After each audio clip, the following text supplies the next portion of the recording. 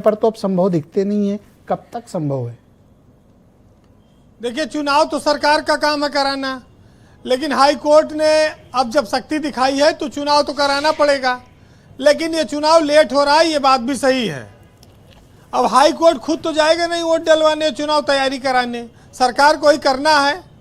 तो सरकार पर जो दबाव बना है, अब इनको ना मई में सही, जून जुलाई अगस्त तक तो कराने पड़ेगा। चुनाव की राह में जो सबसे बड़ा अड़चन है वो आरक्षण की प्रक्रिया है और जो ओबीसी आयोग का गठन है।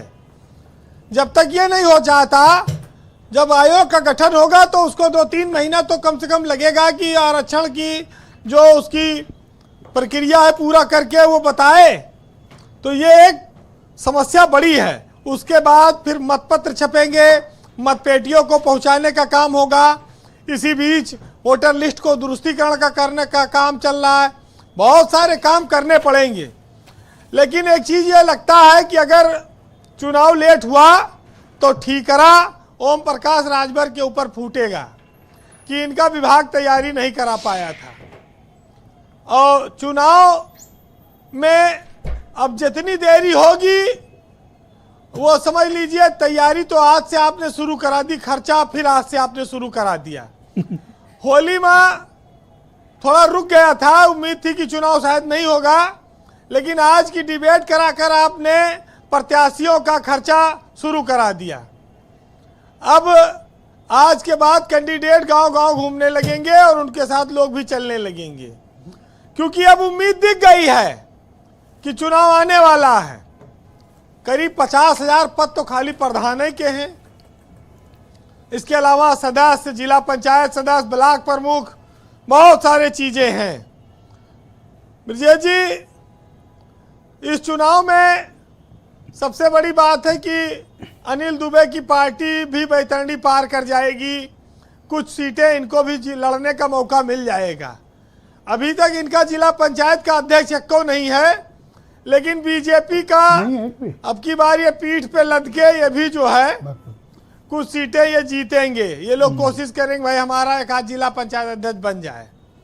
तो सबसे ज्यादा फायदे में अगर कोई रहेगा तो आरएलडी ही रहेगी। अभी तो ये मंत्री भी बनवा लिए, विधान परिषद में भी ले लिए, सब इनके पास है। वैसे प्रशासक भी बैठेगा, ये भी तय है।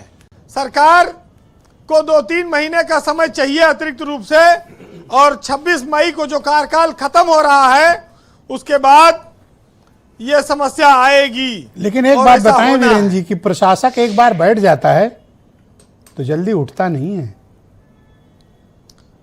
नहीं, हाई कोर्ट ने चूंकि अब सख्ती कर रखी है तो ऐसा नहीं लगता है कि 3-4 महीने से ज्यादा प्रशासक रहेगा।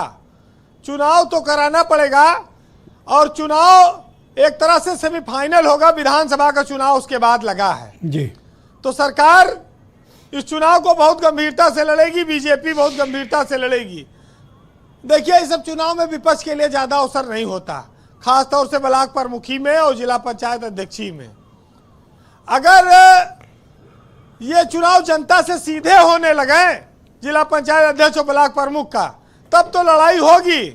लेकिन ये सीधे होने नहीं देंगे तो ये आप जान लीजिए कौन जीतेगा। ये तो पता है किसको जीतना है, किसको हारना है।